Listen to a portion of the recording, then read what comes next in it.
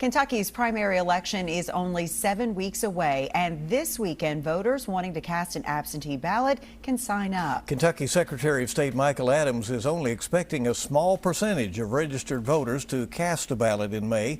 WKYT's Madison Porter has more from her conversation with him today for our top story at 5:30.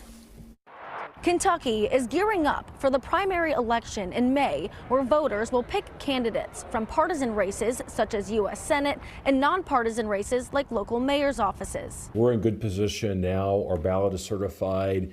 Our ballots are being printed and distributed to the county clerks. Secretary of State Michael Adams doesn't have a formal voter turnout projection yet, but says that in previous primary elections, only about 15% of registered voters cast a ballot. What we typically base our projections on is absentee ballot requests, because traditionally, if we see a whole lot of those, more than normal, we're going to have higher than normal turnout. Voters can start registering for absentee ballots this Saturday, although Secretary Adams doesn't expect to see a lot.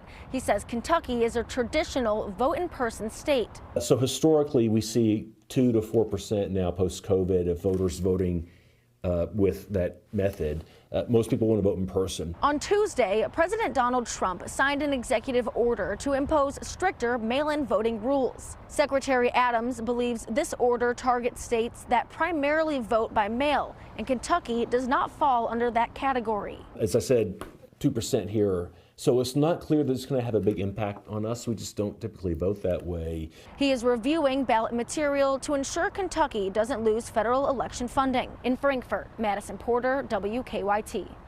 And voters have until April 20th to register for the primary election in May. You can learn more on this story on our WKYT News app.